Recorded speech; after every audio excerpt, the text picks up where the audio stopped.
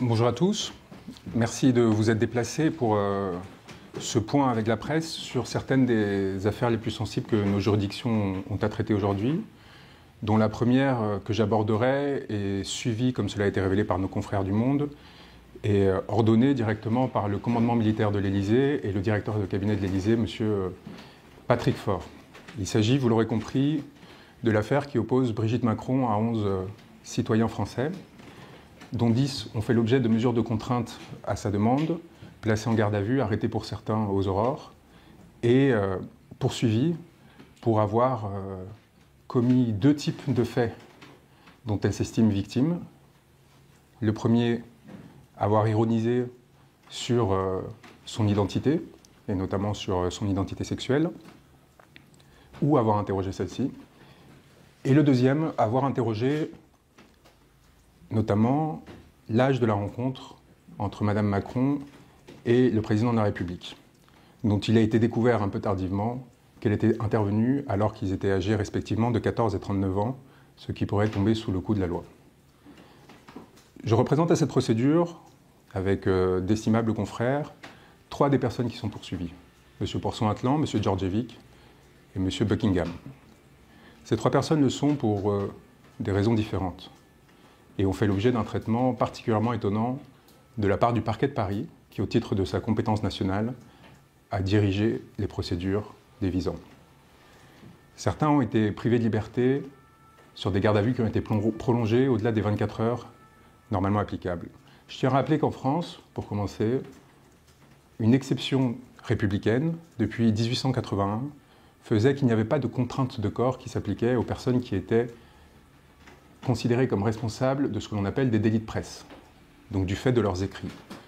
C'est en réaction évidemment aux lettres de cachet qui étaient utilisées sous l'Ancien Régime et qui permettaient, sur demande de l'autorité politique d'alors, de priver de leur liberté des citoyens qui avaient commis le tort de critiquer ou de railler les plus puissants de l'époque. Nous avons été préservés pendant plus d'un siècle d'excès et d'abus de pouvoir de la part de nos dirigeants, et ces dispositions ont été contournées à l'initiative de M. et de Mme Macron et de la ministre d'alors, Marlène Schiappa, par l'adoption d'une loi sur le cyberharcèlement, qui permet pour la première fois de condamner à des peines de prison ferme effectivables des citoyens du simple fait de leurs écrits. Loi qui a été adoptée, comme beaucoup ces derniers temps, sous le coup de l'émotion, pour prétendre protéger les plus vulnérables de la société, notamment des adolescents qui feraient l'objet de harcèlement. Loi qui n'est systématiquement utilisée par le parquet de Paris, qui a compétence nationale sur ces questions, et en particulier sa section AC2, chargée des libertés publiques et de la presse, pour protéger des personnes qui sont proches du pouvoir, et en l'occurrence, Mme Macron. Dans ces circonstances, Mme Macron a demandé et obtenu, avec l'appui institutionnel de l'Élysée, et alors que l'Élysée avait prétendu qu'il ne s'impliquerait d'aucune façon dans ces procédures, a obtenu l'arrestation, parfois aux aurores, de 10 citoyens français qui ont été choisis au hasard pour faire exemple. Pour faire exemple et empêcher qu'un libre débat s'organise autour des questions dont il était sujet. En l'occurrence, nous nous retrouvons dans une situation très complexe qui va me permettre de revenir un peu sur les polémiques récentes qui ont eu lieu à l'égard de l'indépendance de la justice et sa capacité à exercer en dehors de toute pression politique. Nous avons entendu des cris d'orfraie de la part des magistrats prétendant que c'était scandaleux que l'on remette en cause la supposée indépendance qui était la leur. La réalité est qu'aujourd'hui, la personne qui a mis en œuvre ces poursuites à la demande de l'Élysée, qui était alors exerçant au sein de cette section AC2, a été promu à la tête de cette section. De la même façon que la procureure précédente qui était à la tête de cette section et qui avait déjà mené des procédures sur demande de l'Élysée a été aujourd'hui promue contre toute normes concernant l'avancement classique des magistrats à la tête d'un tribunal, en l'occurrence du tribunal de Fort-de-France. Ce sont des personnes qui exercent directement, sur instruction, à la demande et pour complaire à l'Élysée, et qui sont pour cela prêts à commettre des forfaitures, en l'occurrence des privations arbitraires de liberté, pour des raisons qui sont parfaitement futiles. Je vais vous donner un exemple pour que vous compreniez la gravité de la situation. M. Djordjevic, qui a été poursuivi, qui a été choisi au hasard, en prenant appui notamment sur la question, l'instrument qui a été créé il y a quelques années, qui s'appelle Pharos, dont vous avez peut-être entendu parler, qui est une plateforme de dénonciation en ligne de propos qui pourraient tomber sous le coup de la loi. Cette plateforme est utilisée par les parquets et par les forces de l'ordre pour cibler et identifier des personnes à la demande des autorités sans avoir à surveiller en permanence l'ensemble du réseau. Et donc il s'appuie sur une tendance qui peut être très française à la délation pour, prenant appui sur des dénonciations anonymes, aller chercher des personnes qui pourraient être considérées comme responsables ou coupables de crimes ou de délits de presse et, a fortiori, le cas échéant, de crimes de droit ou de délits de droit commun comme ceux qui tombent sous la loi contre le cyberharcèlement. C'est ainsi qu'ont procédé le parquet et les forces de l'ordre qui voulaient un procès exemplaire, qui fasse symbole et qui fasse œuvre d'intimidation les 27 et 28 octobre prochains. M. Djordjevic, identifié de ce fait, pour avoir considéré que la relation entre M. et Mme Macron pouvait tomber sous le coup de la loi, ce qui est une question qui se pose sérieusement, a fait l'objet d'une tentative de placement en garde à vue, avec l'arrivée des policiers et des gendarmes à son domicile, sur demande du parquet de Paris. Lorsque ceux-ci ont découvert que M. Djordjevic était handicapé à plus de 80%, n'était pas sorti depuis des années de son domicile, ils en ont évidemment, naturellement, informé le parquet pour comprendre quelle était la suite à donner et en réalité, lorsque l'on lit le dossier, en sous-texte, indiquer qu'il serait bon que l'on abandonne les poursuites qui avaient été mises en œuvre à l'encontre de cet individu, quitte à en trouver un autre si le parquet de Paris souhaitait absolument se donner en spectacle. Eh bien, nous nous sommes retrouvés dans une situation où la parquetière en charge de cette procédure a quand même donné instruction d'entendre en audition libre, afin de le faire poursuivre, M. Djordjevic, qui sera donc jugé les 27 et 28 octobre, alors qu'il ne pourra pas se déplacer à son jugement parce qu'il est handicapé à 80%, qu'il n'a pour seule ressource la location d'aide aux handicapés et qu'il n'a évidemment commis aucun crime ou délit. Ce sont des personnes sans casier judiciaire qui ont eu le tort de commenter une intimité que le couple Macron a mis en scène et a mis sur le devant de l'espace public et a transformé en arme politique au cours de l'ascension de M. Macron à partir de 2016 dans la presse People, avec l'aide de trafiquants d'informations comme Yves Marchand, multicondamnés pénalement pour avoir agi de la sorte, avec l'aide d'oligarques propriétaires de médias comme Xavier Niel, propriétaire d'une grande partie des médias français, évidemment avec l'appui de Bernard Arnault, de personnes extraordinairement riches qui ont accepté de mettre à leur disposition les instruments qu'ils avaient au sein des médias français pour promouvoir une relation intime à l'initiative du couple Macron, notamment à travers des fausses paparazzades dans lesquelles étaient romancées les conditions de leur rencontre, dans lesquelles il était notamment prétendu qu'ils se seraient rencontrés alors que M. Macron était âgé de 16 ou 17 ans et Mme Macron de 34, 35 ans. De sorte qu'en ces circonstances, lorsqu'il a été découvert que ce n'était pas tout à fait ça, lorsqu'il a été découvert qu'en réalité il y avait eu mensonge, lorsqu'il a été découvert que Mme Macron avait un ascendant sur M. Macron, lorsqu'il a été découvert que M. Macron était mineur au sens de la loi sur la minorité sexuelle et non pas seulement mineur en termes de droits civiques, des citoyens ont commencé à s'interroger, non seulement sur le pourquoi du mensonge, mais pourquoi ce mensonge n'avait pas été traité par la presse. Et c'est ce qui a donné lieu à ces initiatives de la part de citoyens qui ont fait l'objet de poursuites dont je rappelle qu'elles ont été abandonnés et annulés par la Cour d'appel de Paris en diffamation, qui ont décidé d'eux-mêmes d'enquêter, alors qu'ils n'en avaient pas forcément les moyens et la formation, pour essayer de comprendre pourquoi il y avait eu ce mensonge. Et si l'on souhaite trouver l'origine de la rumeur sur l'identité sexuelle de Mme Macron et sur les différents épisodes qui ont accompagné depuis cette affaire, il faut la chercher dans ce mensonge original et non comme le fait l'Élysée aujourd'hui dans une sorte de fantasmatique propre des régimes paranoïaques et autoritaires, dans des supposées ingérences étrangères et dans la nécessité en conséquence de faire arrêter des citoyens lambda pour tenter d'arrêter la rumeur. L'explication qui, si Mme Brigitte Macron, comme elle l'a annoncé, se présentera à son procès le 27 et 28 octobre, devra être donnée sur les circonstances de cette rencontre, parce qu'elle aura à s'expliquer publiquement, elle aura à répondre aux questions de la défense, parce qu'il y aura le devenir pénal et la liberté de citoyen qui sera en jeu. Et à ce moment-là, Mme Macron ne pourra pas se dérober. Cette question-là risque d'être particulièrement difficile à supporter pour le pouvoir en place, parce qu'encore une fois, c'est lui et lui seul qui a décidé de le mettre en scène et de le déployer dans l'espace public, et qu'en conséquence, il ne peut pas se prévaloir d'une supposée atteinte à l'intimité, d'une atteinte à la dignité, et a fortiori d'une atteinte à l'intimité de la vie privée, qui est un délit qui peut être sanctionné de ce fait. Dans ces circonstances-là, moi je demande solennellement à Mme Macron de renoncer à se présenter à ce procès, de renoncer, de donner la France en spectacle et de dégrader encore un peu plus, non seulement la fonction de son mari, mais également de façon générale la stature de notre pays à l'égard de l'international, qu'elle renonce à devoir se faire interroger sur des questions qui relèvent de son intimité, qu'elle n'aurait jamais dû mettre sur le devant de la scène et dans l'espace public, et qu'elle ne nous force pas à transformer ce procès en son procès. C'est une question qui m'apparaît fondamentale et sur laquelle, par ailleurs, j'accepterai de répondre à d'autres questions, y compris sur l'articulation qui a tenté d'être mise en place par le parquet de Paris, qui au départ avait pour théorie que tout cela serait la responsabilité d'un homme qui pourtant ne faisait que tenir un conte satirique, à savoir M. Poisson-Atlan, dit Zoé Sagan, et qui aujourd'hui se retrouve privé de sa garde à vue pour avoir fait de la satire, privé de sa liberté pendant 48 heures et désormais menacé de privation de liberté pendant 2 ans pour avoir fait de la satire sur des personnalités puissantes qui avaient d'elles-mêmes mis leur intimité dans l'espace public. Premier point qui m'apparaît important de traiter. La question de l'intervention du commandement militaire et de la direction de cabinet de l'Élysée dans cette affaire m'apparaît grave. Tout d'abord parce qu'elle démontre le mensonge de la part de l'Élysée lorsqu'il prétend qu'il ne serait pas intervenu dans cette affaire alors que le monde a démontré qu'il n'en est rien. Et elle est grave aussi parce qu'elle n'apparaît pas au dossier de la procédure pénale, malgré les révélations du monde. De sorte que nous nous trouvons dans une situation où des instructions ont été très probablement émises de la part de l'Élysée à l'égard de procureurs censément agir de façon indépendante et sans pression de la part du pouvoir politique, et que nous n'avons aucune possibilité, en tant que défenseurs, de discuter de cette question et d'essayer d'interroger les tenants et aboutissants de cette instrumentalisation de la justice dont auront à juger les juges de la 10e chambre correctionnelle du tribunal judiciaire.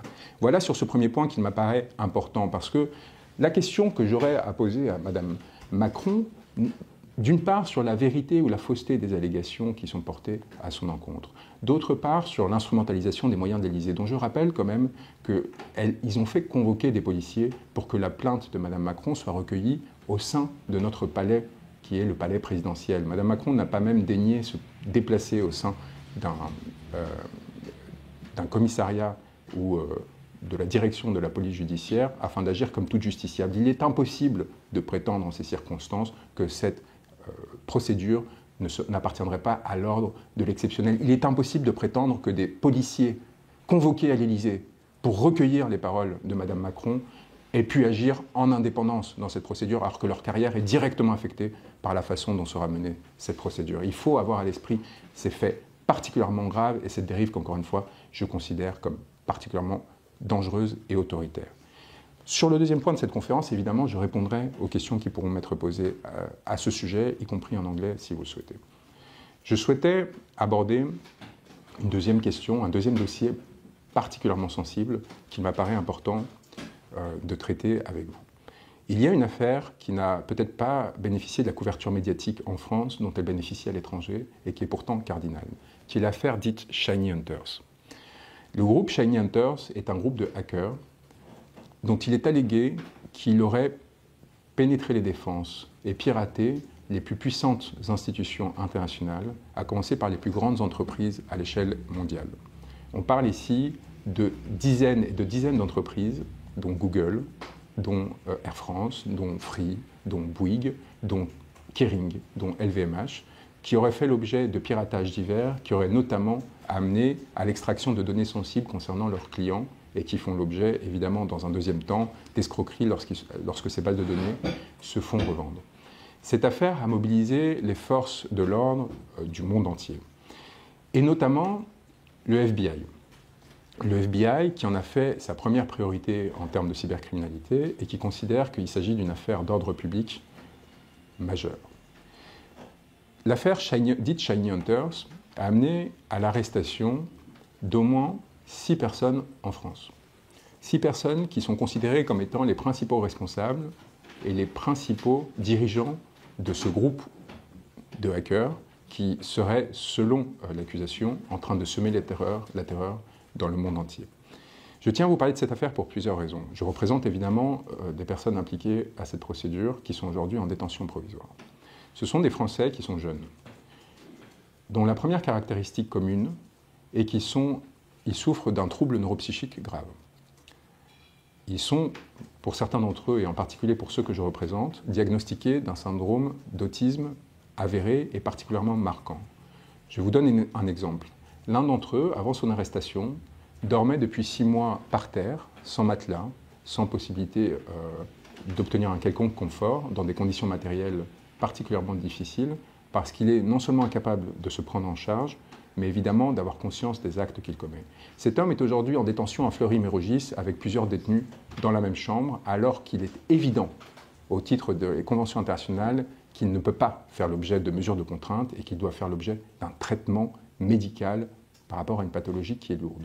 Plusieurs de ces personnes sont aujourd'hui dans ces situations. Ces personnes-là, ce sont des enfants qui, devenus adultes, ont appris à se socialiser, à utiliser les instruments du hacking pour créer des liens qu'ils n'arrivaient pas à créer dans la vie réelle. Ce sont des personnes qui, pour certaines, n'étaient pas sorties de leur chambre depuis près de 10 ans, qui n'ont à aucun moment eu une intention de tirer profit des actes qu'ils commettaient, qui ont parfois pu mobiliser des instruments qui leur auraient permis de gagner des millions, voire des dizaines de millions d'euros, et qui continuaient de vivre dans des conditions particulièrement précaires, parce qu'ils cherchaient à socialiser, parce qu'ils cherchaient à sortir de la violence qu'ils subissaient, parce qu'ils n'avaient pas été pris en charge par l'État. Et c'est cela que je souhaite souligner. L'État en France est particulièrement défaillant dans tout ce qui a trait aux personnes vulnérables, qu'il s'agisse évidemment de violences sexuelles, qu'il s'agisse évidemment de violences contre les personnes handicapées. On le voit avec l'insensibilité parfaite de cette procureure qui a décidé de faire citer au jugement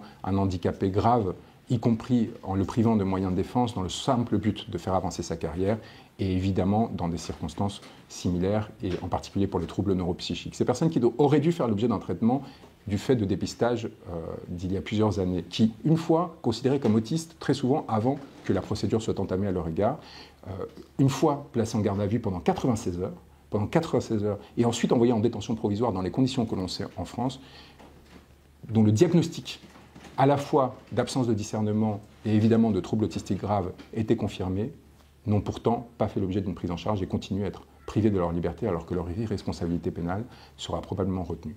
Ça, c'est un premier scandale. Le deuxième scandale par rapport à cette affaire, qui n'est quand même pas anodine, c'est que ce sont des personnes qui pourraient être particulièrement utiles à la nation.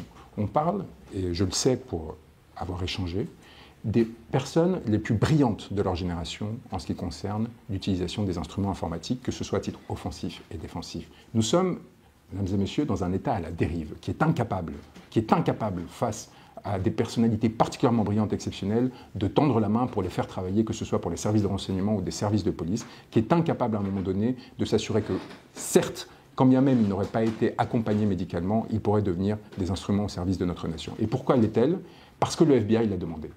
Et dans cette affaire, il y a une problématique particulièrement grave. C'est-à-dire qu'on prive de leur liberté, on menace de 20 ans de prison des personnes contre lesquelles on n'a pas d'éléments propres, qu'on se contente de recopier de transmissions qui sont faites par le FBI, sans à aucun moment les vérifier, sans à aucun moment avoir la possibilité de s'assurer de l'origine légale et du respect de la procédure telle qu'il a été menée, et l'on se contente de respecter les dictats de cette dite institution au point où nous avons des mémorandums du FBI qui donnent des indications sur la façon de procéder à l'arrestation de ces individus, en indiquant non seulement où ils habitent, mais comment procéder parce qu'ils auraient peut-être telle ou telle dangerosité, et en indiquant à quel délai il faudrait y procéder. Et la justice française et les forces de l'ordre françaises exécutent. Et lorsque nous nous retrouvons à tenter de faire appel, à tenter de saisir des juges de cette situation qui est particulièrement indécente parce qu'elle prive la défense de moyens de défendre, de protéger ces individus et d'éventuellement relever que certains éléments ont été recueillis par des dispositifs utilisés régulièrement par les États-Unis, qui violent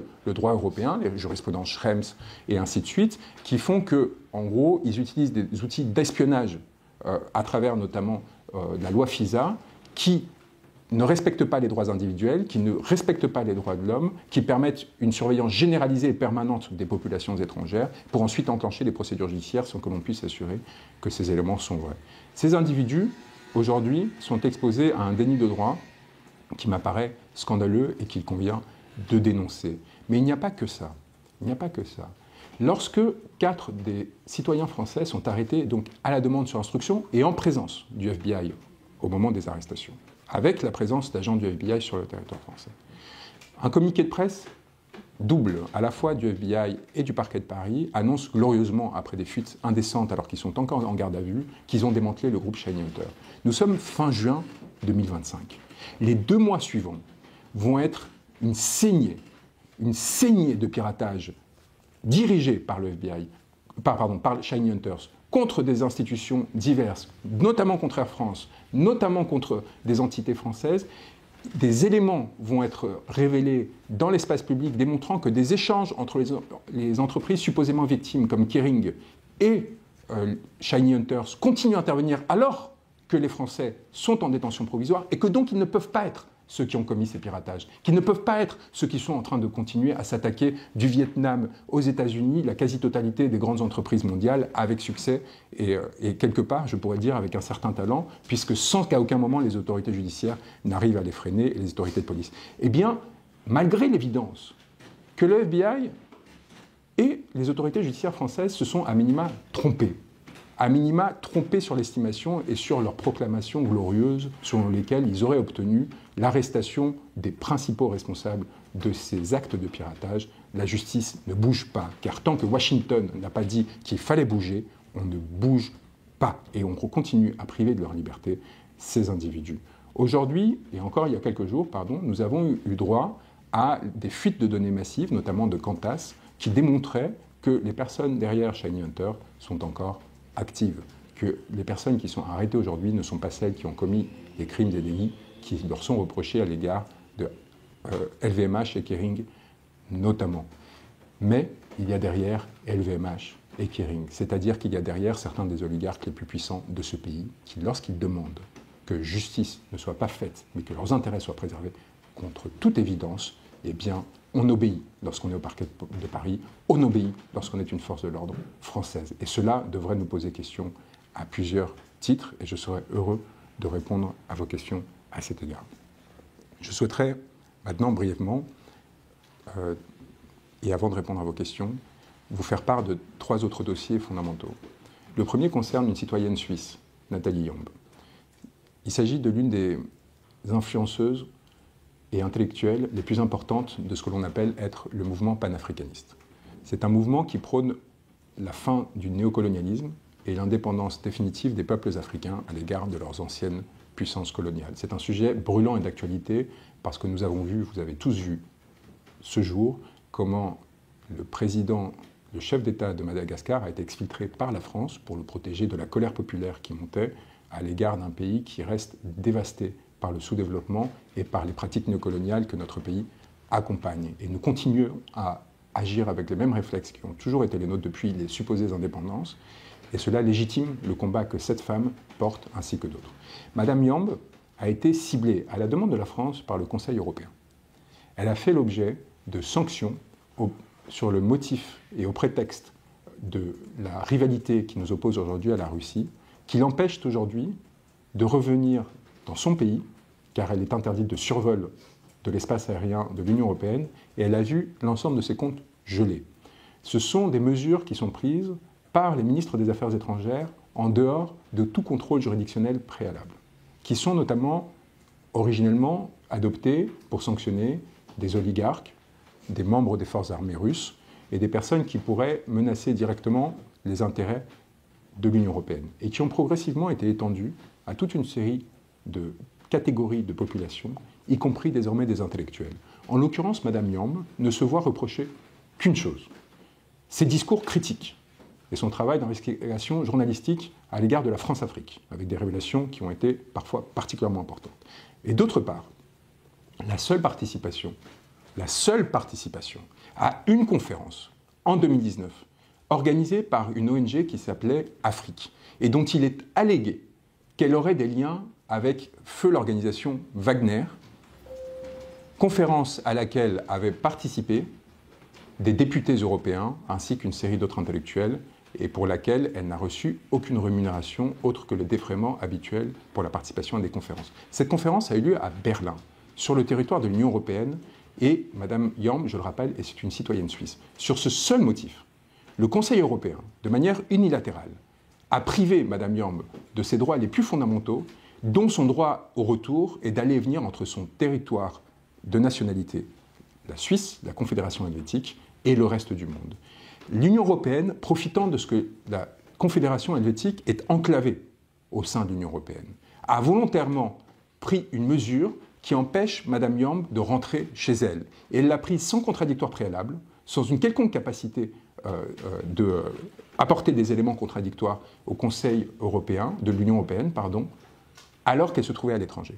De sorte que Mme Yamb est, depuis fin juin, coincée à l'étranger, sans possibilité, évidemment, d'exercer son métier, de retrouver sa famille, de suivre des traitements médicaux lourds qu'elle a à suivre, sur une décision de type administratif. Cette dérive particulièrement grave des dispositifs de sanctions, qui étaient initialement utilisés pour essayer de protéger l'Union européenne de menaces graves et qui aujourd'hui ciblent des personnes coupables d'avoir des opinions et de les exprimer, doit nous inquiéter sur, encore une fois, l'état de droit actuel dans lequel nous nous trouvons. Les contestations devant le tribunal de l'Union européenne peuvent prendre jusqu'à plus d'1 an. C'est-à-dire qu'aujourd'hui, sur simple demande d'un État membre, des autorités politiques peuvent arbitrairement et unilatéralement priver des citoyens de pays étrangers en pleine extraterritorialité, de leurs droits au retour, de droits fondamentaux, de leurs droits d'aller et venir.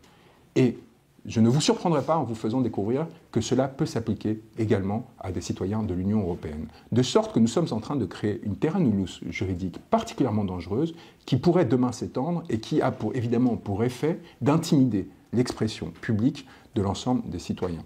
Il y aurait par ailleurs une discussion à avoir sur l'opportunité de ces mesures et l'opportunité d'empêcher le libre débat, y compris dans le cadre de personnes qui ont des échanges avec les autorités russes, qui, à mon avis, est plutôt de nature à essayer ou à permettre d'éviter les spirales guerrières auxquelles nous sommes confrontés aujourd'hui, mais il ne m'appartient pas, en tant qu'avocat ce jour de cette personne, de le faire savoir. Lorsque j'ai découvert que le tribunal de l'Union européenne que nous avons saisi a attribué cette affaire à la 7e chambre, qui est composée d'un juge français, d'un juge francophone et d'un juge qui était formé en France, c'est-à-dire de façon à s'assurer que le résultat soit décidé avant même qu'il y ait pu tenir une audience. Chambre qui s'est précipitée pour refuser de juger en procédure accélérée cette affaire, prenant sa décision en quelques jours, pour s'assurer que les effets de cette décision se prolongent bien au-delà du temps raisonnable, et sans que Mme Yamb ait pu faire valoir son opinion. J'ai eu à m'inquiéter doublement et à me sentir particulièrement en colère à l'égard d'un continent qui ne respecte plus les principes qu'il professe et dont on se demande de plus en plus ce qui le distingue des régimes auxquels il prétend s'opposer. Donc je tenais à vous faire savoir ces éléments, vous faire savoir qu'évidemment nous avons exercé nos droits de recours et que Mme Yamb se trouve encore aujourd'hui privée de ses droits fondamentaux, sans possibilité de se faire entendre à court délai. Il y a maintenant 2 autres questions qui m'apparaît fondamentales d'adresser brièvement. La première a trait à la situation des victimes palestiniennes devant la Cour pénale internationale. Je suis l'un des 12 avocats qui, dans le monde, a l'honneur aujourd'hui de représenter des victimes palestiniennes devant la Cour pénale internationale en tant qu'avocat au barreau de la Cour. Nous avons tous, juges, procureurs, avocats, fait l'objet de mesures d'intimidation afin de bloquer des procédures qui ont été initiées bien trop tardivement. Nous sommes aujourd'hui confrontés à l'État d'Israël qui cherche par tout moyen à empêcher que la Cour exerce sa juridiction. Nous sommes aujourd'hui devant la chambre préliminaire, présidée par un juge français qui fait l'objet de sanctions de la part des États-Unis, du fait de sa seule présidence de cette affaire, en train de répondre à des arguties juridiques soulevées par l'État d'Israël pour retarder la mise en œuvre et le déploiement de cette procédure. Comme vous le savez, le procureur a dû s'écarter de ses fonctions. J'ai eu la chance d'exercer brièvement au bureau du procureur de la Cour pénale internationale en 2010 et 2011. J'ai eu la chance, pendant cette expérience, de participer à l'accueil d'une délégation de l'autorité palestinienne qui déjà demandait justice, qui déjà demandait à la Cour pénale internationale d'intervenir. C'était en 2010. Il a fallu 11 ans à la Cour pénale internationale, 12 pour être plus précis, pour ouvrir une enquête sur cette situation. Et il lui a fallu 2 ans supplémentaires et les drames qui ont suivi le 7 octobre pour engager des mandats d'arrêt contre ceux qu'elle considérait être les principaux responsables. Les victimes actuelles ont un rôle marginal à la procédure, malgré les efforts faits par les magistrats pour leur permettre d'y accéder, de sorte que Israël et les autorités israéliennes, qui ne sont pourtant pas parties au statut de Rome, c'est-à-dire qu'elles n'ont pas théoriquement de droit à opposer au sein de cette institution internationale, ont plus de place, ont un rôle plus important que les victimes à ces procédures. Malgré cela, nous avons demandé et nous demandons fermement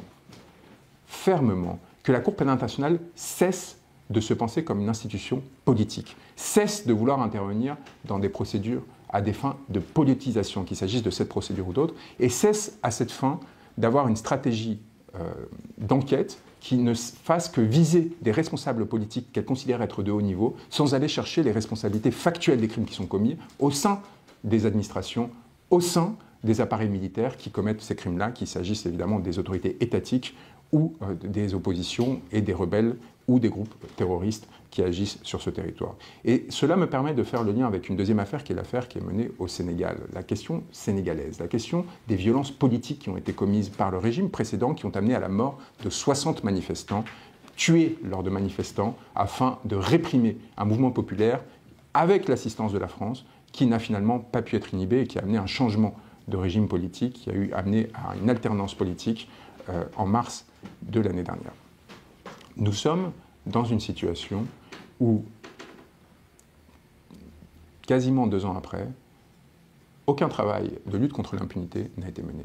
Le bureau du procureur de la CPI est paralysé, malgré les moyens extraordinaires qui sont les siens, ne répond plus de façon générale, et pas seulement dans cette affaire, aux sollicitations de la société civile, ne répond plus aux sollicitations des victimes qui demandent que justice soit faite et que, à défaut d'action des juridictions nationales, au titre de la complémentarité, ils interviennent pour faire poursuivre les responsables étatiques qui ont commis ces crimes, qu'il s'agisse de responsables français ou étrangers. Et je veux faire passer un message aussi aux autorités sénégalaises qui ont la possibilité d'intervenir auprès du bureau du procureur pour activer ces procédures.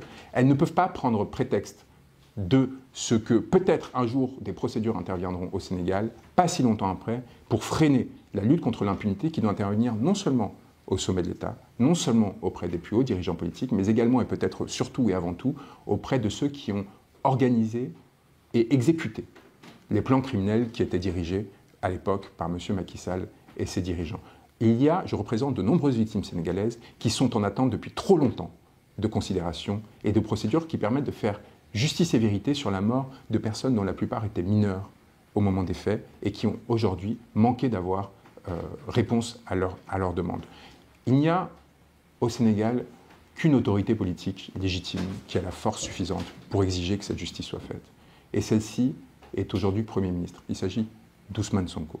Ousmane Sonko et Ousmane Sonko seul peut s'assurer que justice soit faite et que les résistances qui lui sont opposées au sein de l'appareil politique, à la fois pour ses projets politiques et à la fois pour cette lutte contre l'impunité, soient enfin débloquées. Et j'en appelle solennellement à lui, après avoir tenu silence trop longtemps, pour lui demander d'intervenir en ce sens et de faire cesser cette construction d'une impunité dont se gargarisent les élites bourgeoises de Dakar qui ont cherché jusqu'au dernier moment à éviter le changement et qui aujourd'hui encore tentent d'entraver le respect des volontés populaires du peuple sénégalais qui, à travers sa mobilisation massive et son sacrifice, ont cherché à obtenir évidemment un changement de régime politique, économique et judiciaire.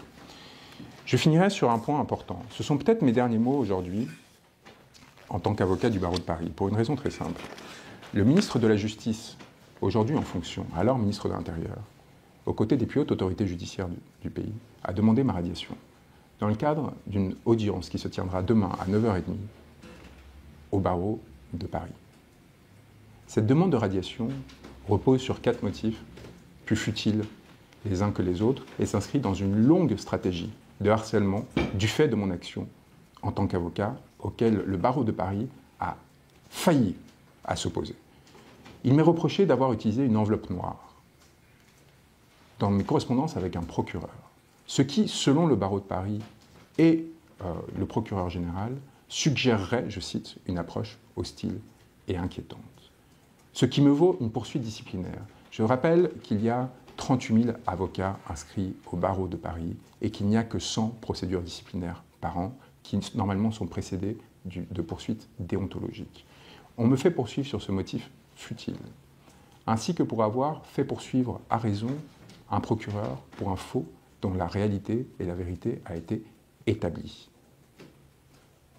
Ainsi que pour avoir commis des écritures devant le Conseil d'État en défense de M. Kémy Séba, qui rappelait que la procédure qui le visait, de retrait de nationalité, qui n'avait pas été appliquée depuis 50 ans, qui ressuscitait une disposition adopté par le signataire des accords de Munich, M. Daladier, qui le visait alors qu'il était français, né en France de parents français, et qui a permis à cet homme, coupable seulement de s'être opposé à la guerre au Niger que prévoyait alors M. Macron, de s'être opposé depuis plus de 20 ans aux politiques néocoloniales que nous adoptons sur le continent africain, coupable seulement de délit d'opinion, qui s'est vu retirer sa nationalité sur le fondement de ces dispositions. Et parce que j'ai rappelé dans mes observations, en réponse au Conseil d'État, à cette initiative prise par l'alors ministre de l'Intérieur, M. Darmanin, j'ai rappelé l'ancrage colonial de ces dispositions et la persistance de comportements inacceptables dans notre pays qui insécurisent l'ensemble de nos concitoyens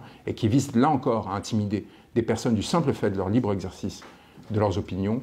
Je fais l'objet, à la demande de M. Darmanin, directement, aujourd'hui ministre de la Justice, de cette procédure de radiation. 15 confrères du monde entier m'ayant accompagné dans l'ensemble de mes luttes, dirigés par Nathalie Carrère, accompagnée de Luc Brossolet et de Frédéric Bello, seront présents demain pour s'opposer à ce qu'ils considèrent être une mesure de persécution inacceptable qui vient suivre une série de procédures enclenchées depuis l'avènement du pouvoir en place dans ce but de m'intimider et de me faire taire. Et je tiens à rappeler ici qu'ayant fait l'objet d'un compromat en avril 2021, c'est-à-dire il y a 4 ans et demi, dont il est désormais acquis, cela a été révélé par Off Investigation, que cela fait 18 mois que le parquet de Paris a établi que j'étais innocent et qu'un réquisitoire définitif au fin de non-lieu a été rédigé. Cela fait 18 mois que le parquet de Paris retient cette décision et refuse de la rendre pour maintenir ce stigmate à mon égard. Pour être respectable, pour être respecté, il faut être respectable. Lorsque le comportement de Paris, de façon grossière, et en particulier sa section P20, dirigée par Grégory Veil, se comporte de cette façon, dans le seul but d'intimider et d'éteindre la parole d'un opposant et d'un acteur à la fois politique et juridique dans le cadre d'une affaire qui nécessairement affecte l'exercice par mes clients de leurs droits, la perception qui va être donnée de ce qu'ils sont, de celui qui les défend et en conséquence de leur crédibilité. Instrumentalise ses pouvoirs discrétionnaires pour volontairement bloquer une procédure qui n'aurait jamais dû être ouverte. On ne peut pas s'étonner des reproches qui sont faits de politisation, de manque d'indépendance de la part d'autres acteurs à l'égard de cette institution qui se déshonore en instrumentalisant l'une des questions les plus essentielles de notre société, qui se déshonore, je le dis, et qui commet des forfaitures qui pourraient faire l'objet de poursuites pénales. Plusieurs personnes ayant participé à ces procédures font déjà l'objet d'informations judiciaires. Je n'en ai jamais parlé jusqu'ici, par respect du secret d'instruction et de l'enquête. Mais si cette situation se prolonge, si des inégalités continuent à être commises dans le seul but de complaire au pouvoir politique, dans le seul but d'interférer dans le débat public et dans les procédures judiciaires, nous procéderons à la révélation de l'ensemble des inégalités qui ont été commises par ces magistrats et ces membres des forces de l'ordre qui ont amené à des affaires qui seront jugées et pour lesquelles ils seront condamnés et qui feront remonter des responsabilités à un très haut niveau de la chaîne judiciaire et policière.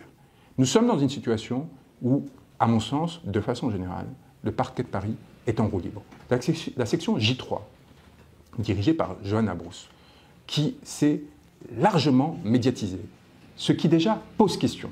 Je ne suis pas sûr que les procureurs de la République aient vocation à faire l'objet de portraits en une ou en quatrième de couverture de médias nationaux pour se vanter de leur action sur des affaires qui ne sont pas même aujourd'hui jugées. La section J3 du parquet, qui est celle qui s'occupe de l'affaire Shiny Hunters, mais qui est celle aussi qui a fait arrêter Pavel Durov et qui a menacé Elon Musk de poursuites pénales, ainsi que des personnes qui travaillent pour X, doit faire attention à la tentation de l'hubris, à la tentation d'un pouvoir judiciaire qui s'autonomiserait de tout contrôle démocratique et citoyen et des excès auxquels cela peut mener. Les autres sections du parquet de Paris, qu'il s'agisse de P20, d'AC2 ou d'autres, devraient faire attention à la tentation qui consiste, pour des enjeux de carrière, de se compromettre, de commettre des actes illégaux contre des citoyens, contre des opposants, contre des responsables politiques, dans le seul espoir de complaire à un pouvoir qui aujourd'hui manque de légitimité démocratique et qui menace de faire tomber certains des principes les plus fondamentaux de notre pays. Je conclurai sur ce point et sur, encore une fois, les dangers que présentent à mon sens les différentes affaires que je vous ai exposées et les inquiétudes qu'elles m'amènent à nourrir quant à la situation de notre pays et à l'état de droit, et je serai heureux de répondre aux questions que vous aurez à poser sur l'une quelconque de ces procédures.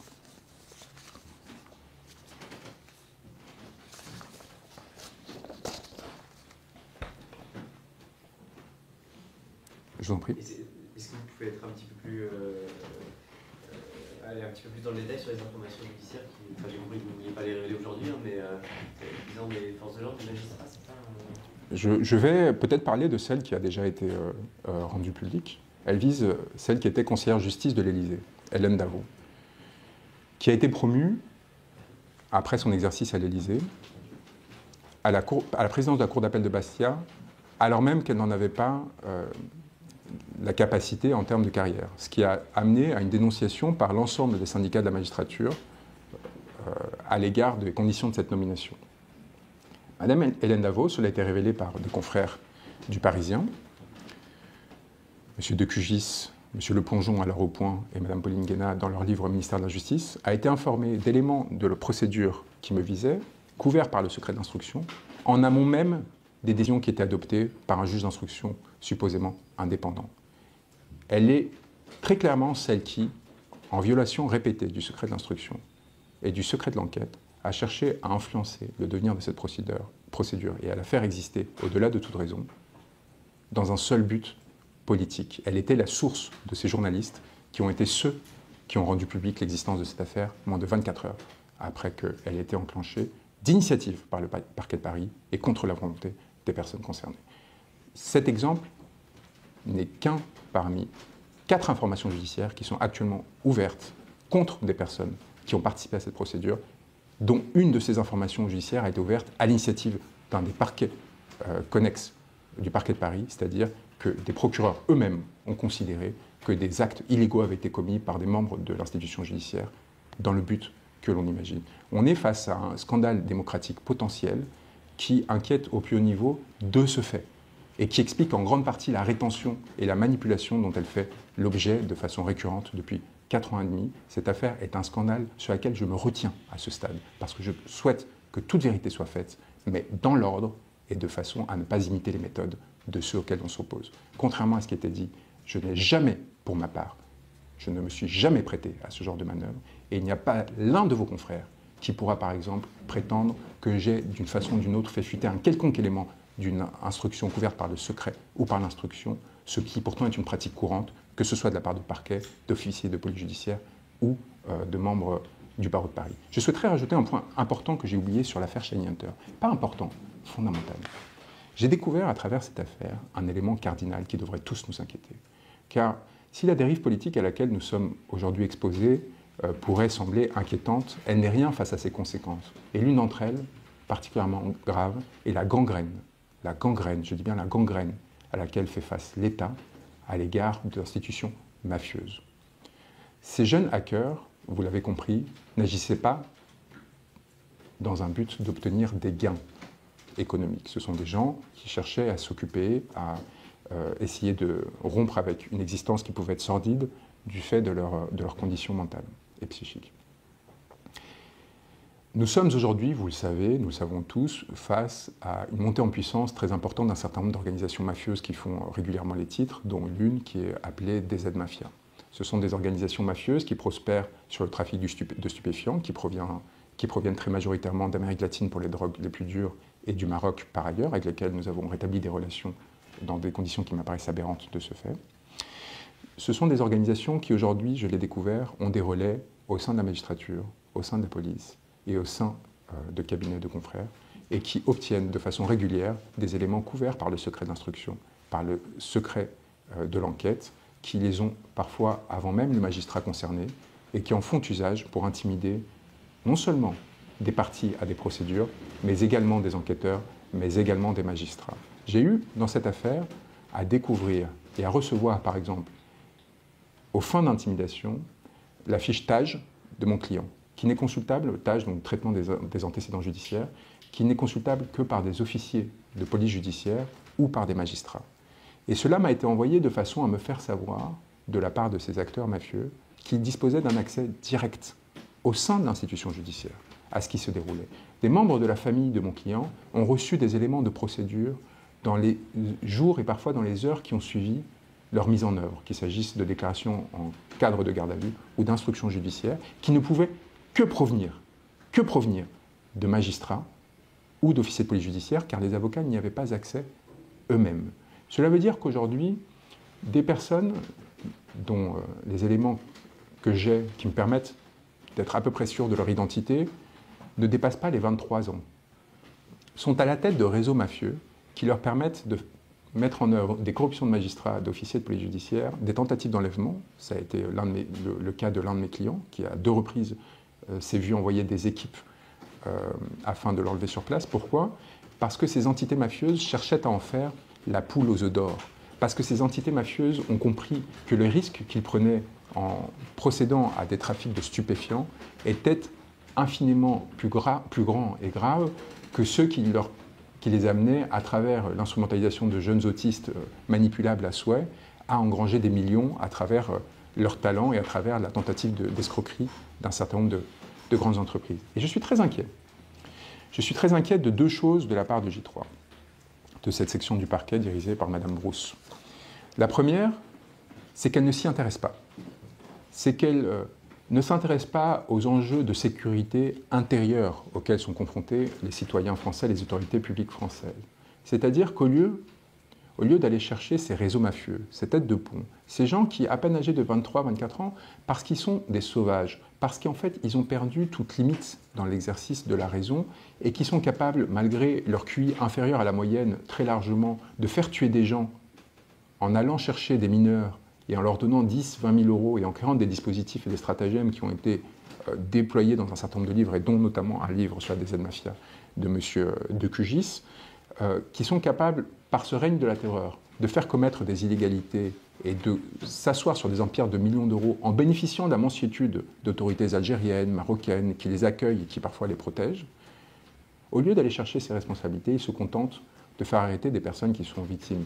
Mon client, l'un de mes clients par exemple, a été arrêté parce qu'il était allé se rendre à la police pour dénoncer le fait qu'il faisait l'objet d'intimidation, d'oppression et de tentatives d'enlèvement pour lesquelles 5 personnes sont aujourd'hui en détention provisoire. Et c'est sur ce motif qu'on l'a arrêté pour complaire au FBI, alors qu'il cherchait à retrouver la protection de l'État et essayer de retrouver une vie normale alors qu'on le forçait à commettre des illégalités. L'absence d'instruments de la part de l'État, d'une part pour essayer de combattre ces activités criminelles, sa pénétration de l'intérieur particulièrement inquiétante, qui fait que, selon les informations que j'ai, des confrères eux-mêmes ont dû céder à des pressions qui leur ont été infligées dans le cadre de ces procédures, pour ne pas aller au bout des démarches auxquelles ils procédaient, devrait être le sujet d'inquiétude premier. Or, la violation du secret de l'enquête et de l'instruction est devenue une forme de rituel parfaitement accepté par le procureur de la République de Paris. C'est-à-dire qu'il n'y a jamais d'enquêtes qui sont commises, y compris dans le cadre d'actes de cet ordre-là, y compris dans le cadre d'instrumentalisation flagrante. De sorte que en profitent ces acteurs criminels, se normalisent des comportements et se banalisent des comportements qui ne devraient pas l'être, et progressivement tombent dans ces pièges des individus qui sont censés servir la loi. La deuxième inquiétude que j'ai par rapport à J3 et son approche de ces affaires, elle est peut-être d'ordre plus stratégique. La plupart des infractions qui sont commises par les personnes qui sont aujourd'hui poursuivies exposent des données de citoyens français par millions. On sait notamment que les pratiques qui ont été mises en œuvre par le groupe Shiny Hunters et ceux qui s'y sont rattachés utilisaient une faille dans un logiciel qui s'appelle Salesforce, qui permettait en fait d'agréger des bases de données clients. C'est ce qui permet d'avoir des millions de données personnelles, numéros de téléphone, email et ainsi de suite, qui circulent dans l'espace public, et parfois, comme c'était le cas dans l'affaire Free, de données bancaires. Cela permet ensuite à des acteurs criminels de plus bas niveau, y compris ces acteurs mafieux, de diversifier leurs activités pour escroquer individuellement les personnes les plus vulnérables, des personnes âgées qui ont peu de réflexes de protection et qui parfois reçoivent des appels de personnes qui sont passées pour des conseillers bancaires et en quelques actions finissent par se faire siphonner l'ensemble de leurs données. Ce sont des millions de personnes qui sont victimes de ces agissements. Le nombre de hackers disponibles pour procéder à ces actes, qui sont le plus souvent dirigés de l'étranger et servent des mafias étrangères, est quasiment infini. Le nombre de brillants adolescents autistes qui, à un moment donné, peuvent être saisis par ces instances est renouvelable sans difficulté. au lieu de cibler ces individus et de s'offrir des pseudo-succès faciles, en s'attaquant par exemple au forum Bridge Forum, qui a déjà été recréé 3 fois depuis qu'il a été saisi, il apparaîtrait utile au parquet de Paris et aux autorités enquêtrices de s'attaquer aux entreprises qui, de façon volontaire, ne financent pas des services de cybersécurité suffisantes pour protéger ces données. Car la plupart de ces failles sont d'une facilité déconcertante à découvrir. Lorsque Free expose les données bancaires de millions de citoyens français, il y a une responsabilité pénale à aller chercher de la part de M. Xavier Niel, qui volontairement n'a pas investi de façon suffisante dans la protection de ces données-là, qui devrait faire l'objet à minima d'une enquête pénale pour s'assurer si celui-ci n'a pas cherché à faire des économies, parce qu'il sait parfaitement qu'en toutes circonstances, ses intérêts ne seront pas atteints. Ce sera au pire celui de ses clients dont il peut n'avoir rien à faire. Et la plupart des escroqueries et des affaires dont il est objet aujourd'hui sont le fruit justement d'attaques qui atteignent aux intérêts des citoyens français et non aux intérêts de ces grandes entreprises qui restent préservées et qui ont même le culot de se constituer partie civile, comme c'était le cas dans cette procédure. Et donc il y a là un vrai problème d'appréciation, j'allais dire d'intelligence, de cette question qu'il m'apparaît nécessaire de traiter. Et donc sur la question de la dérive mafieuse, je finirai là-dessus, il faut que l'on se rende compte que la déliquescence politique à laquelle on est confronté, les effets de manche de M. Darmanin qui pense ou fait croire qu'en ouvrant une prison dans un endroit en particulier qui ne viserait que les têtes de réseau, ces hydres vont s'abattre alors que ce sont des enjeux structurels d'incapacité à contrôler les frontières, d'incapacité à mettre des contraintes aux États dont 25% du PIB dépend du trafic des stupéfiants, je pense au Royaume du Maroc aujourd'hui, qui, en amont, les grandes entreprises comme CGA, CGM, qui ne font pas l'objet d'enquêtes pénales lorsqu'elles laissent passer des tonnes et des tonnes de stupéfiants dans leurs bateaux, qui ne font pas l'objet de responsabilité pénale parce qu'on n'a pas un arsenal législatif qui va encore une fois chercher la responsabilité des acteurs économiques et qui font qu'ils n'ont aucun intérêt à mettre en place des mesures de contrôle effectives qui ensuite permettraient d'éviter d'irriguer le territoire de trafic de stupéfiants de la sorte. On laisse naître des monstres qui aujourd'hui sont arrivés à un stade où, comme je vous le disais, l'institution judiciaire et policière sont touchées et qui demain finira peut-être de boucler la boucle et de nous transformer en narco-État ou en État mafieux pour peu qu'ils commencent à vouloir jouer un rôle électoral, pour peu qu'ils cherchent à jouer un rôle politique en achetant des décideurs, des législateurs, en finançant leur campagne, comme cela se fait dans tant d'autres pays. Et donc, je crois que cela se fait déjà à l'échelle locale en France, notamment dans le Sud. Oui. Il était rapporté, notamment dans la presse britannique, que le collectif Lapsus et Hunter ont été notamment commissionnés par le Kremlin pour certaines de leurs actions. Est-ce que dans les hydres que vous mentionnez, c'est quelque chose que... À ma connaissance, la Russie a une politique d'acquisition de ce qu'on appelle des failles Zero Days. C'est-à-dire qu'ils ont évidemment leur service en propre. La Russie fonctionne, de ma connaissance du dossier, et je pense qu'elle est assez fine, avec 3 instruments. Elle fonctionne tout d'abord, évidemment, avec leur service de renseignement en propre, et notamment GRU, qui a les entités dont on a pu parler à plusieurs reprises, sauf erreur AT42 et quelques autres, qui agissent dans des opérations diverses offensives à l'étranger. Elle agit ensuite avec un grand vivier de forces intermédiaires, d'acteurs privés, qui se voient offrir une forme d'impunité en échange de services qui sont rendus aux services de sécurité russes pour les aider à cibler un certain nombre d'entités ou d'individus à l'étranger ou sur le territoire. Et elle fonctionne enfin avec un marché particulièrement développé d'achat et de vente, notamment de failles, qui n'ont pas encore été... Les failles Zero Day, ce sont des failles qui n'ont pas encore été rendues publiques et qui, du coup, n'ont pas pu être corrigées par les constructeurs, Microsoft, Apple et ainsi de suite, et qui peuvent être achetées jusqu'à plusieurs millions d'euros pour les plus précieuses, en réalité, le plus souvent un peu moins. Et donc, ce sont des acteurs qui sont très présents en prospection pour aller chercher des personnes qu'ils considèrent comme des clients et qu'ils ne mettent pas sous leurs bottes. En ce qui concerne Shiny Hunter, Scattered et Lapsus, je n'ai pas une connaissance exhaustive de leurs activités parce que celle qui nous concerne principalement a trait à Shiny Hunters. Et aujourd'hui, au dossier, aucun élément ne rattache ni directement ni indirectement ces acteurs à la Russie. Il n'y a d'ailleurs aucune charge pour ingérence ou qui aurait trait à des infractions politiques. Ce sont simplement ce qu'on appelle des infractions stade et des infractions qui ont trait à l'escroquerie en bande organisée. Il s'agit de l'affaire Jaguar Land Rover ici. Et donc sur l'affaire Jaguar Land Rover, à ma connaissance, donc, qui serait le fruit de la connexion de ces 3 groupes, il s'agirait, de ce que j'en sais à ce jour, d'une tentative d'escroquerie qui a échoué. C'est-à-dire qu'en fait, qui n'aurait pas été menée à son terme, pour des raisons techniques ou autres, mais que l'intentionnalité initiale était avant tout d'obtenir des fonds du fait de cette action. Évidemment, je n'ai pas accès au dossier de l'enquête qui est mené au Royaume-Uni, et si je l'avais, probablement je n'en parlerai pas. Mais ça fait partie, en vérité, d'une des méthodes différentes qui ont été appliquées peu après l'arrestation des acteurs français fin juin, parce que, à ma connaissance, ce piratage a eu lieu fin juillet ou début août, qui a paralysé une partie de la production de Jaguar au Royaume-Uni, et qui, encore une fois, démontre qu'il y a là des inculpations qui ont été mises en œuvre, sinon à tort, du moins sur des fondements qui étaient erronés à l'égard des citoyens français qui se voyaient attribuer les actions de Shiny Hunter. L'absence de revendication, de demande apparemment à l'égard de Jaguar de rémunération pose question, mais elle ne semble pas du tout, de ce que j'en sais, liée à une tentative d'ingérence qui proviendrait des Russes, évidemment, à ce stade, et de ce que j'en sais aujourd'hui. Mais ce que je sais et ce que je vois, c'est que je parle aujourd'hui des arrestations en France, mais si vous étendez la question, et si vous étendez y compris aux actions menées par les forces de l'ordre et les autorités judiciaires du Royaume-Uni, elles ont été visiblement sans effet sur l'action de ces groupes. Ça devrait poser question parce qu'il y a quand même une supputation qui m'apparaît sérieuse. Au Royaume-Uni, contrairement à la France, il semblerait qu'il y ait un débat démocratique un peu plus vivant et qu'on se concentre sur des questions sérieuses et pas forcément sur la comédie politique quotidienne. Il y a un vrai débat démocratique, et y compris politique, autour de ce qui s'est passé autour de Jaguar. C'est-à-dire que ça fait l'objet de débats parlementaires, de polémiques importantes, et ainsi de suite.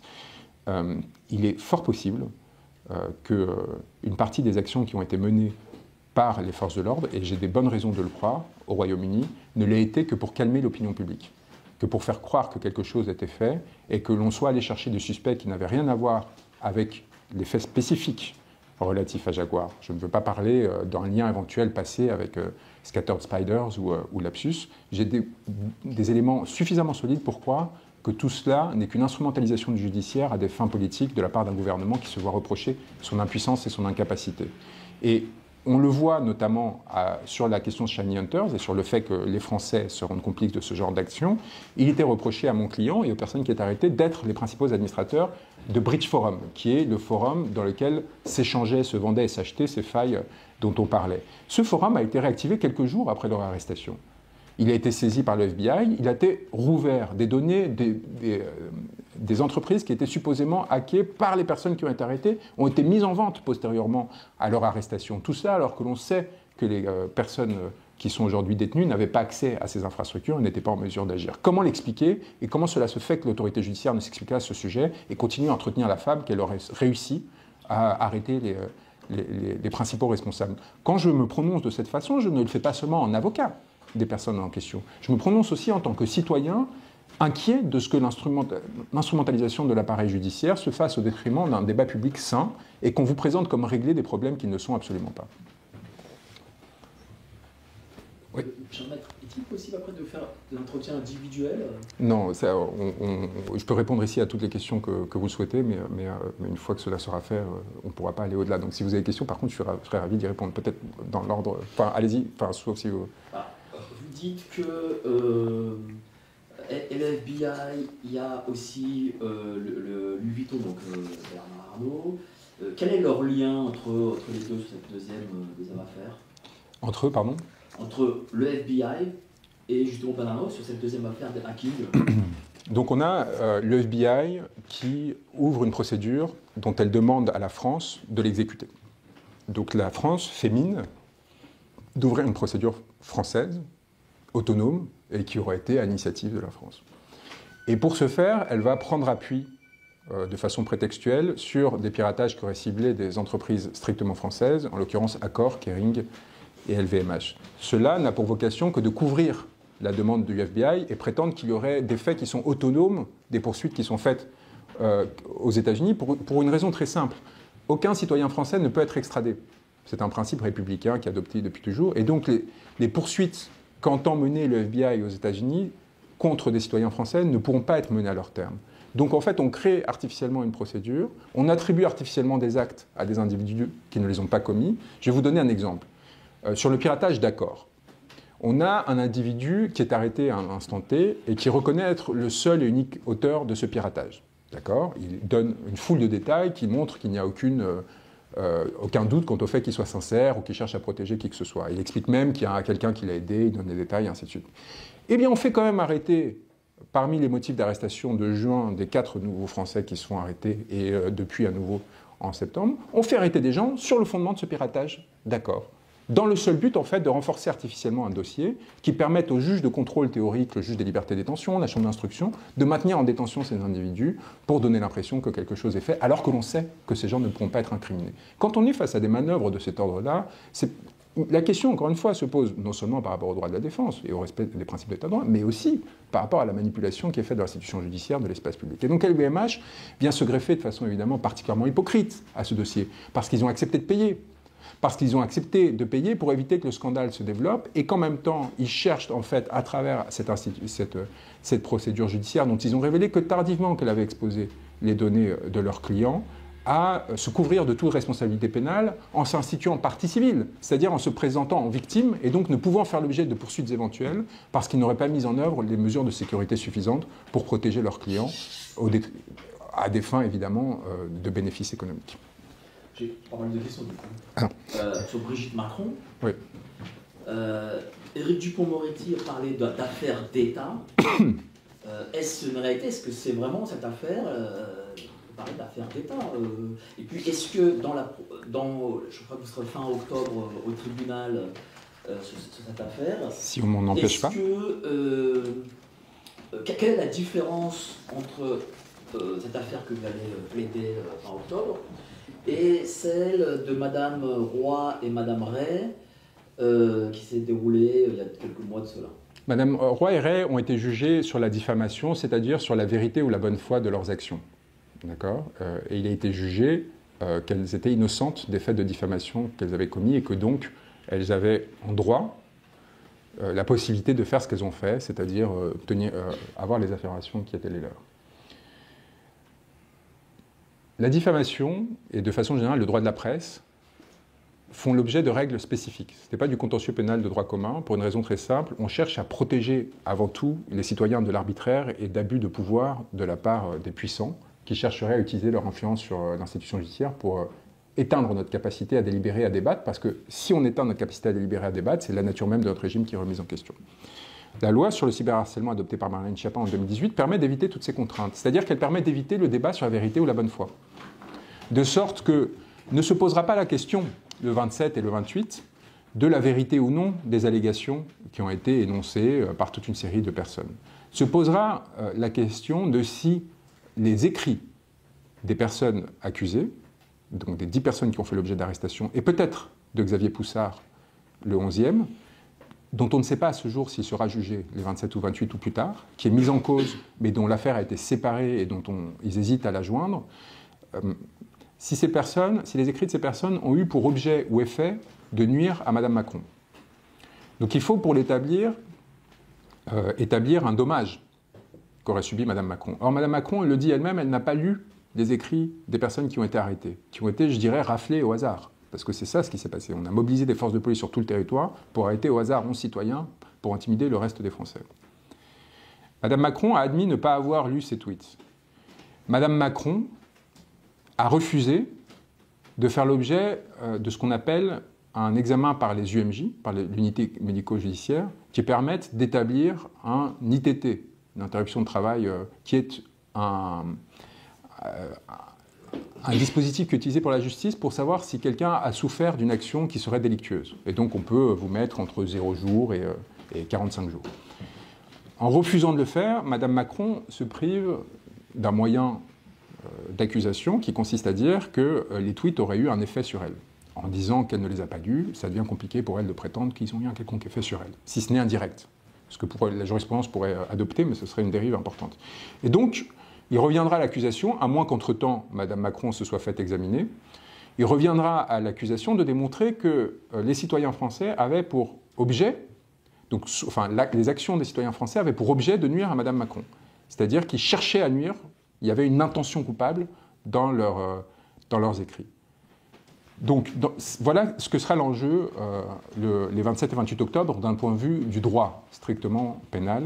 Et voilà ce à quoi devront répondre la juridiction et les auteurs qui sont des tweets qui sont poursuivis et qui sont vus privés de leur liberté. Et vous avez eu un souci au Congo-Kinshasa, je crois. Ouais. Et qu'est-ce que c'était? Est-ce que c'était un empoisonnement? Est-ce que c'était une tentative d'assassinat? Moi je réponds très brièvement. J'étais allé représenter des victimes au Congo-Kinshasa du conflit qui les oppose au Rwanda. J'ai eu un grave souci de santé qui a amené une hospitalisation en urgence, dont les sources n'ont pas pu être établies malgré d'importants prélèvements et mobilisation de l'appareil d'État au plus haut niveau, du fait des inquiétudes qui a été générées par les symptômes et des soupçons qu'il y avait eu un moment que j'ai pris ou que je me sois fait administrer un produit toxique. Le reste, c'est de la littérature. Vous voyez, on est dans une situation, comme je vous le dis, les procédures qu'on mène ou dont on fait l'objet sont particulièrement sensibles. J'ai fait l'objet d'arrestations, de détentions, d'enlèvements en Mauritanie dans le cadre de mon action au Sénégal qui ont été étayées. Il ne s'agit pas de spéculer et de rentrer en fait dans un discours qui permettrait à l'autorité adverse ou aux adversaires de nous accuser d'avancer sur des terrains sans avoir des éléments qui permettent de l'étayer. J'ai toujours été très attentif à préserver la crédibilité de ma parole et donc à m'en tenir aux faits, et je n'ai pas à ce jour d'autres faits à avancer que celui-là. Et dernière question, qu'en est-il de votre candidature présidentielle? Je vois que vous avez créé un mouvement politique.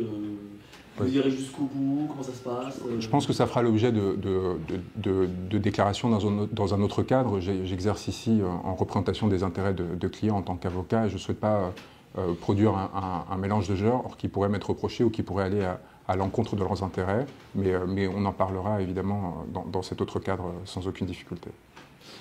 Alors j'avais une question qui était un peu liée, mais alors pour la tourner différemment, là on parle beaucoup de dénonciations qui sont très intéressantes, mais au niveau des possibilités qu'on peut avoir en tant que citoyen, vous prononcez un discours alternatif sur les questions juridiques.